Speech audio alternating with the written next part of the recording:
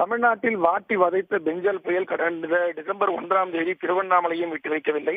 குறிப்பாக திருவண்ணாமலையில் வரலாறு காணாத மழை பெய்த காரணத்தினால் தீபமலையில் இருந்து 400 டன் எடை கொண்ட அந்த ராட்சத பாறையானது உருண்டோடி கீழே வந்து குடியிருப்பு பகுதிக்குள் புகுந்து மண் சரிவு ஏற்பட்டு சுமார் 7 நபர்கள் ஒரே குடும்பத்தைச் சேர்ந்தவர்கள் உயிரிழந்துள்ளனர்.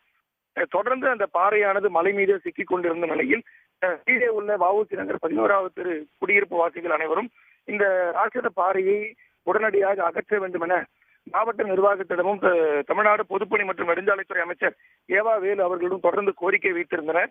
அந்த 400 டன் எடை கொண்ட பாறையில் இருந்து ஒரு பகுதி சரிந்து கீழே விழுந்தது. தொடர்ந்து மாலை நேரம் என்பதால் அங்கு அந்த பணி தொய்வு ஏற்பட்டு தொடர்ந்து இன்று காலை நடைபெறும் என அதிகாரிகள் அறிவித்த நிலையில் இன்று காலை முதல் தொடர்ந்து கனரக வாகனமான ஹிட்டாச்சி பயன்படுத்தி அந்த பாறையை உடைக்கும் பணியில் முழுமையாக அந்த நெடுஞ்சாலைத்துறை அதிகாரிகள் ஈடுபட்டனர்.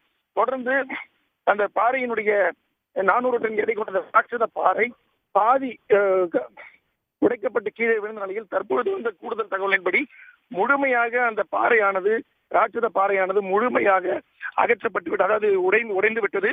தற்பொழுது அதனை தொடர்ந்து ஹிட்டாச்சி பிரேக்கர் என்று சொல்லக்கூடிய அந்த வாகனத்தை பயன்படுத்தி அந்த அனைத்து பாறை துகள்களையும் சிறு சிறு துகள்களாக கட் செய்து அதனை டிராக்டர் மூலமாக எடுத்து செல்லும் பணியும் இன்னும் சிறிது நேரத்தில் நடைபெற உள்ளதாக அதிகாரிகள் தெரிவிக்கின்றனர். குறிப்பாக ஆபத்தான நிலையில் தீபமலை மீது இந்த ராட்சத பாறை 400 டன் கொண்ட ராட்சத பாறை திருவண்ணாமலை குடியிருப்பு வாசிகளை அச்சத்தில் ஏற்படுத்தப்பட்ட நிலையில் தற்பொழுது அந்த பாறை முழுமையாக மாவட்ட நிர்வாகத்தின் உதவியோடு உடைக்கப்பட்டிருப்பது குறிப்பிடத்தக்கது.